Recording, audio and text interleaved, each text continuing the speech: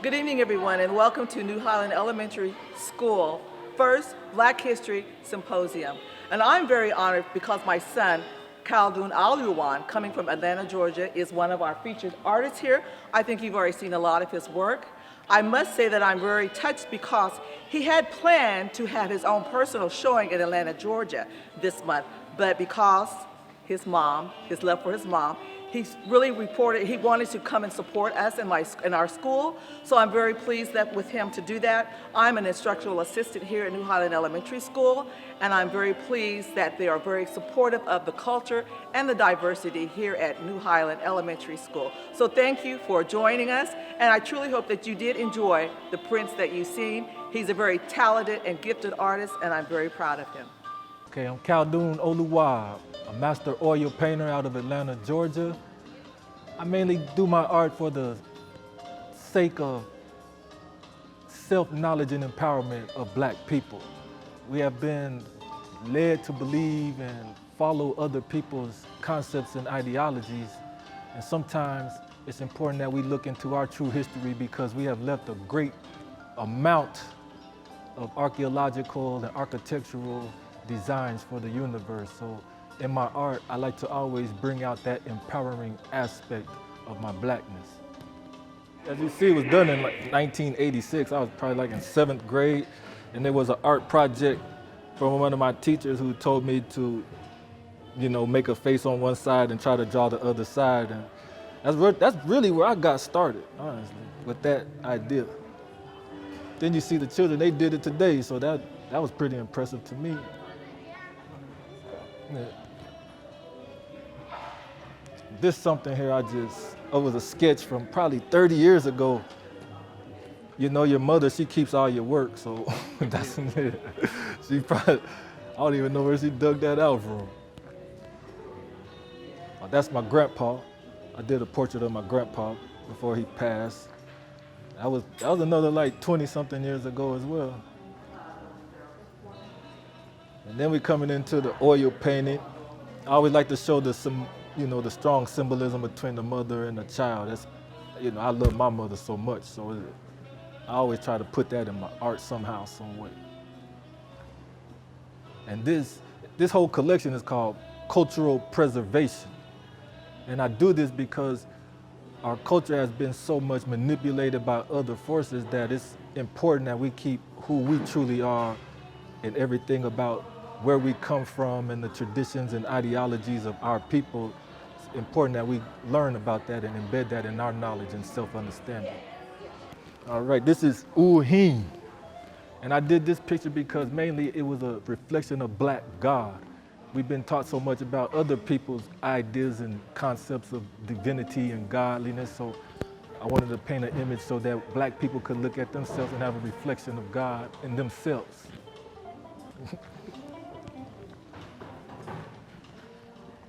This is my godparents. So I had to draw that, man, and they were presented in this paper from where I'm from, Wichita, Kansas. They did a paper on, they did a cover of them, so I wanted to draw that. And for all the Highland Elementary people, this is my mom, Sharon Conley. That's my first oil painting ever. How you doing? My name is Brandon Butler, and I have a youth track program, Beast Mode of Kentucky. I also train athletes within the Hardin County and Kentucky area. It's called Beast Mode Accelerated Athletic Performance Training. Today, I'm doing a health and fitness, talking about health and fitness and how important it is to not just deal with the physical and the nutrition, but also how important it is for the mental standpoint. That's what health and fitness means in reference to becoming a better version of you that you can be. And so today it's a great day. It's reference to just being a part of this great event that the New Highland is hosting for Black History Month. And so look forward to it, and it's been a pleasure to be a part of this, and definitely love the turnout. Do you know where that donut came from? Probably not, right? All right, so know where your food has come from, but we always think about these diet plans, right? Go online, we have these diet plans. I read something today instead of thinking about the word diet, you say, so take those same letters and you say edit. Same letters. Edit your choices. Edit your food. Edit what you're doing, okay? And if you take that, matter of fact, another assignment for y'all today, right? I want you to sit down before you go to bed and just write down the things that you did, you ate, and you drink. And if you look at that and you see Coke, donut, Coke, you could probably edit those things, correct? And I want you to replace those things with something of substance. All you need to do is change one thing, one habit. One is going to lead to what? And two to what? Three to what? Woo! Look at here. I'm telling you, we learning something today. All right. So, all right. Take baby steps. Another thing is, all right, I'm not going to pick on you ladies, but I am right now.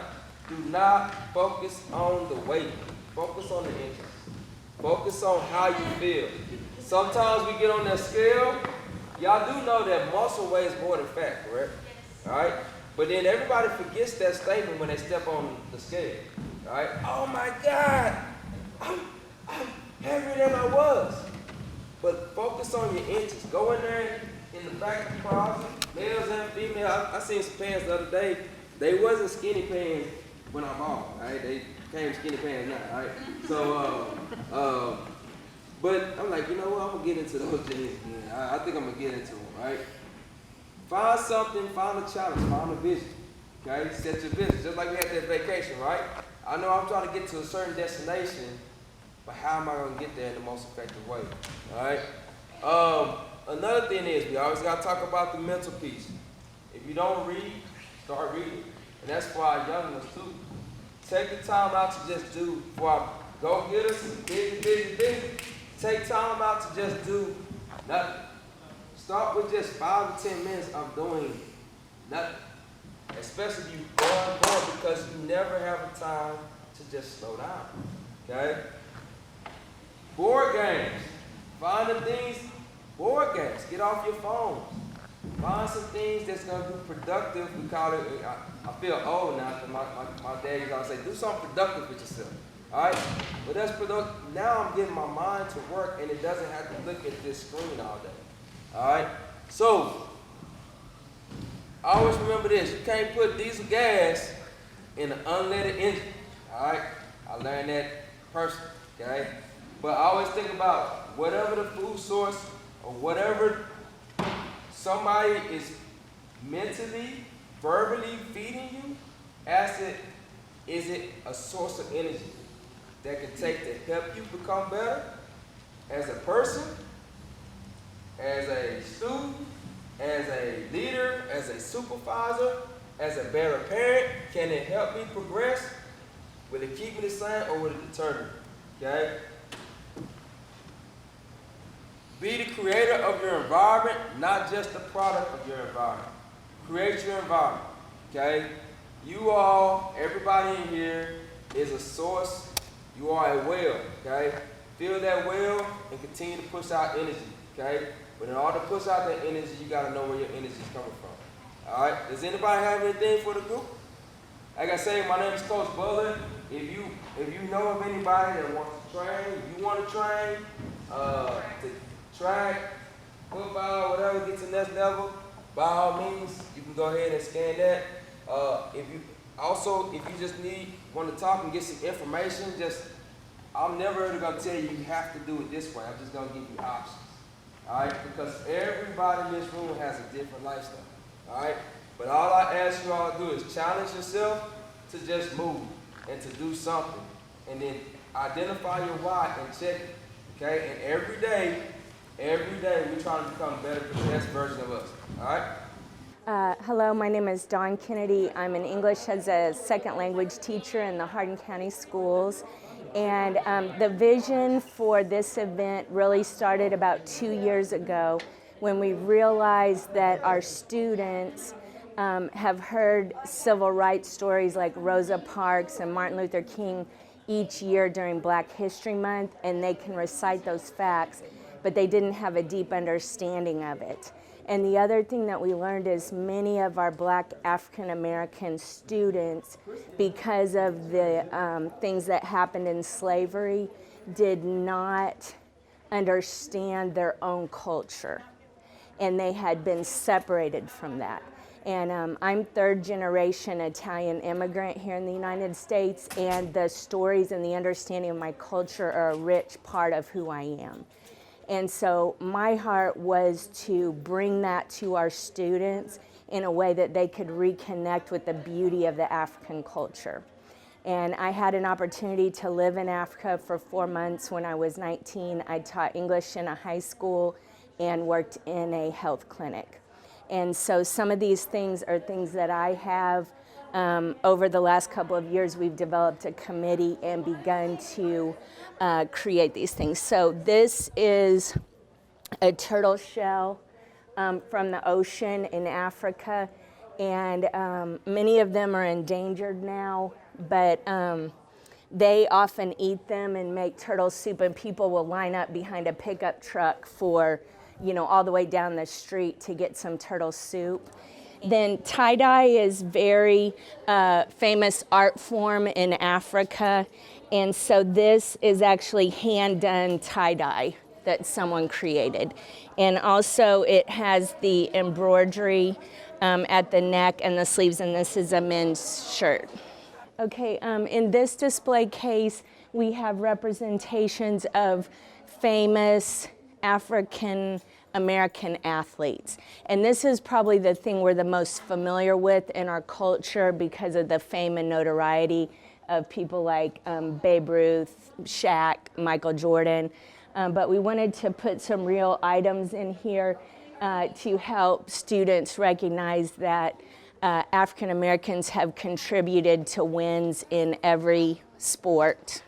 Okay, so here we have some typical displays of African. So the cassava is the staple of the African diet.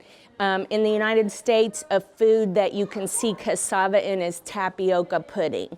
And the little things that are almost like gummies come from mashed cassava, but they eat it like a potato, or they mash it and ferment it and eat it in a soup called fufu that almost every African loves. So we wanted to look at some of the foods that they eat. This is sugar cane. Sugar cane is actually extremely healthy for you. It's full of antioxidants, and it can help heal diseases like cancer and diabetes. The problem is we bleach and refine it. We strip it of the wax that helps it to pass through and cleanse your body. And so this was about double this length, and all the students at our school got to take a section and chew a piece of it and see where sugar really comes from. Much of slavery was based on this item, that many of the nations, especially in the Caribbean, had sugar plantations, and they brought slaves there to work on those sugar plantations. This is a white sweet potato. It's also called a boniato, and this is a staple of the African diet, and also the red sweet potato that we are more familiar with. Then we have plantain. This is not a banana. It can be called a green banana, but it's usually called a cooking banana. Many of us may have tried this in little chip form. You can buy it in the United States in like a chip bag, and this is a treat. And then these are wild eggplant. They're starting to ripen, but when we brought them in the building, they were white, and so we were able to understand why they were called eggplant. And this is eaten in many different types of dishes and soups in Africa. And so in this cabinet, we just have strong African leaders that have impacted us. We have Nelson Mandela, the Obamas. Not all Black Africans ended up migrating or being brought to the United States. We also have some things here from Trinidad and Tobago. One of our teachers was married to a gentleman from that nation. Harriet Tubman We have Supreme Court Justice Thurgood Marshall, Ida Wells. We have a polar explorer, Booker T. Washington, Madam C.J. Walker, one of the first female black millionaires in the United States who sold hair products and created an empire. And you can see other famous black Americans that have helped to shape culture, as well as animals that may be seen in Africa. I really enjoyed this display.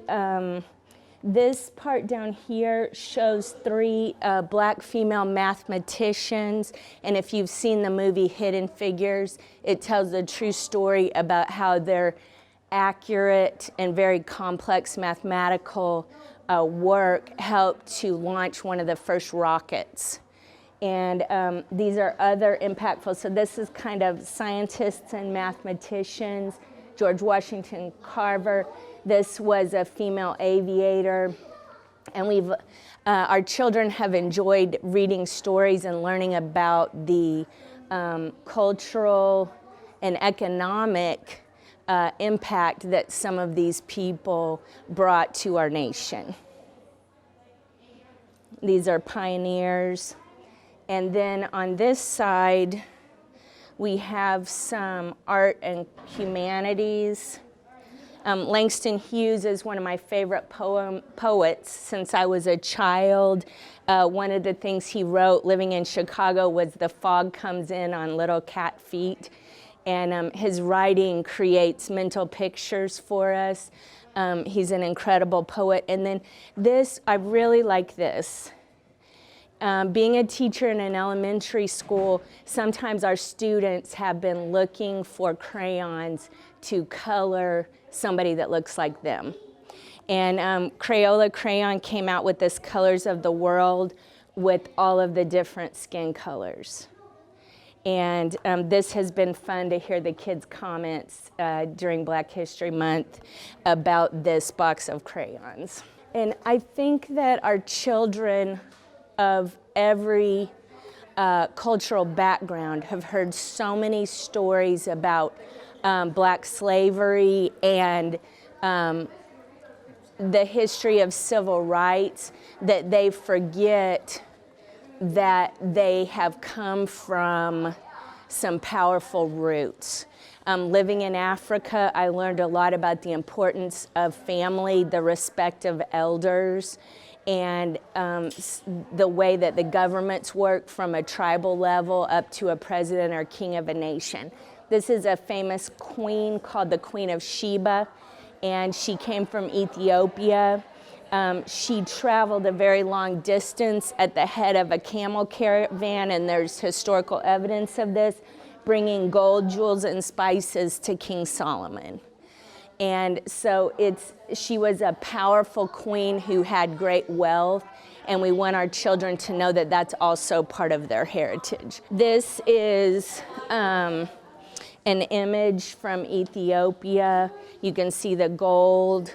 You know, we talk about kids getting the gauges, but some of those jewelry styles came from Africa and indicate wealth, position, power, and ruling classes. And she even has the gold paint on her face, and then some of the handicrafts that you can see in Ethiopia.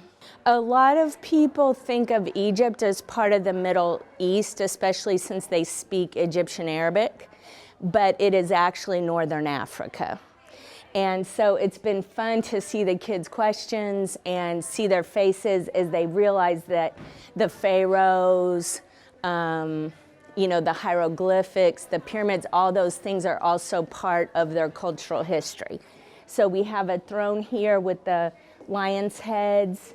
There's hieroglyphics embedded with the scarabs here. And we have our lion guarding the throne.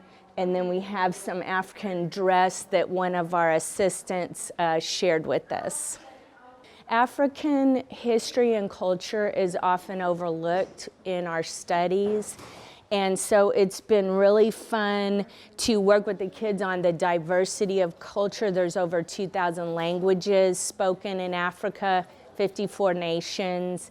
And just to learn about the diversity of the culture has been fun. This is another instrument, but we wanted to let the kids play with it. And you often see this or some variation of this in bands today. But it was actually created from a gourd and hand beaded. And so this is a rhythm instrument that can go along with various genres of music. This is something that a student created showing part of ancient African culture and history. And when I lived in Africa, I was amazed at the things that they would wrap and carry on their backs or head, even going up mountains. Just an amazing strength. And then we have the elephant, and then this beautiful piece here is actually an early xylophone. It's handmade out of wood, and it gives you those same similar tones. Giving your best and putting in hard work, because anytime that we do that, Emmeline, we're going to succeed. It doesn't matter what it is that you want to do in life, you can become that. Anything, yes. Even on your bad days, there's going to be a rainbow after the storm. So I talk about that. I also talk about the importance of failure. You're going to fail sometimes, and that's okay. You're not always going to get straight A's, for example. I know I thought that myself as a child, but that's, you may get a B or a C there, but still, you're still going to succeed if you have that within your heart and you put in the hard work. And you can travel the world too. You see the Colosseum there. You can go to Italy yourself, you can go to Egypt, anywhere where you want to go. The only place I've been to is Tennessee and Florida. Yeah, for Where now. else did you go? You've been somewhere else. Colombia.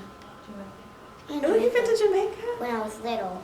That's nice. I just went to Jamaica myself, yes. And you can continue touring the world and visiting other places and being well traveled. The sky is the limit, and I say even soar beyond that, all right? And you see her, she's upset because she got a C-, but then she had to present in front of everyone, and she got a standing ovation. Cool. And see how she's able to succeed in her goal of becoming a biomedical engineer? What's this down here at the bottom? What does this say? Self-love. Self-love is that foundation that's going to get you there every time. You have love for yourself, you're able to take on the world. Okay. I love. Yeah, well, thank you. Yes, I wrote it with people with children like you in mind. I want you all to understand that your end goal can be met, and you'll achieve anything that you want in life, Emily. Okay? Yes. Yeah, so this is my first book that I wrote. The second one, yes, the second one, you can take a look at this one too, Miss Emily. The second one is called I Am Loved and I Love Me. And this one is short, it's full of short memorable rhymes and affirmations, and that way children at a young age can begin to commit these to memory. Yeah. How is it? You like them big like that? Okay, good. So, this one, it journeys through ballet, the practice, and then recital. It just talks about, the importance of having a good time, understanding that you're pretty inside and out, and claiming that I'm pretty inside and out. I'm as smart as I allow. I'm kind to those I meet. It's important to be open and to treat others with the utmost respect. Which one?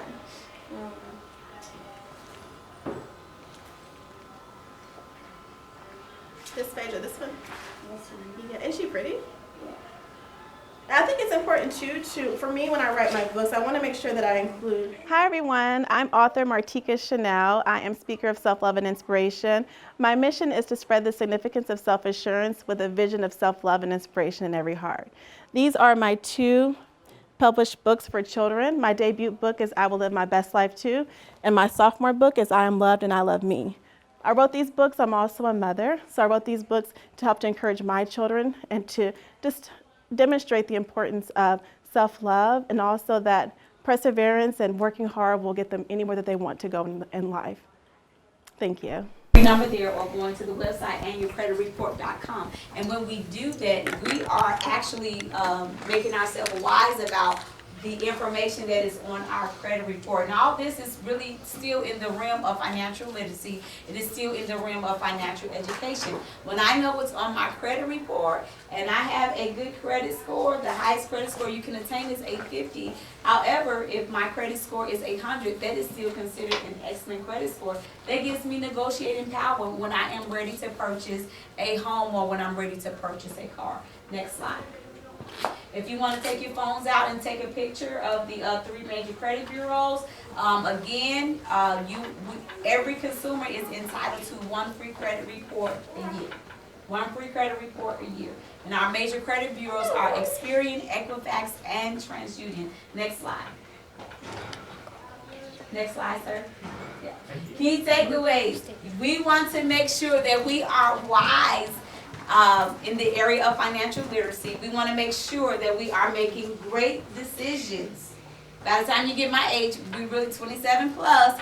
We really got some people laughing in the room again, but we really want to make sure that we are making wise financial decisions. When we are growing our garden in the area of financial literacy, it helps us to manage our money better. We want to be responsible with our money, even at our young age.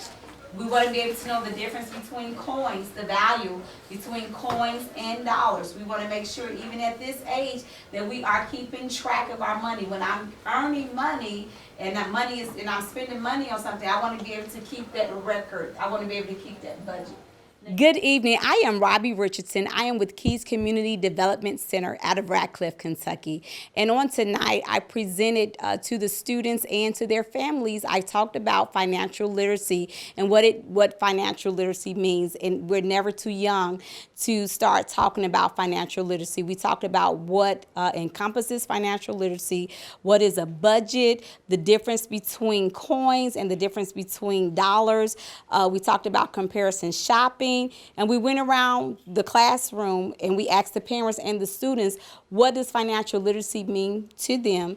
We talked with them the importance of budgeting and what we need to do to budget, and that we're never too young to start learning about financial literacy. And with that, we did have feedback from the population of people that came out on tonight. And with that, I do believe that the Black History Symposium was successful as it related to not just the people coming into this classroom, but going out into other classrooms and just learning about different things within the community. Again, financial literacy is so important. When we start now, we are able to make better decisions when it comes to money management, when it comes to our personal financing. So with that, we are hoping that the people who attended financial literacy on tonight, that they took away the key takeaways. And one of the takeaways was to learn how to manage your money better. I am Terry Owens. I sit on the Radcliffe City Council here in Kentucky, and I'd like to thank everyone for attending and participating and coordinating this wonderful Black History Symposium here at New Highland Elementary School. And it is the best way to do hands-on learning, to correspond and talk with people that sometimes you don't get to see except for when you're swooshing in and out, dropping your kids off, or just bumping into them out in the public. So this is a great way to see art and history, learn about financial literacy, and of course for me to discuss the 3 levels of government, both at the state, federal, and city level. So that way people can understand how they can be engaged as citizens and how to really understand what we do for them as elected officials, and above all, just to make sure that we meet their real expectations.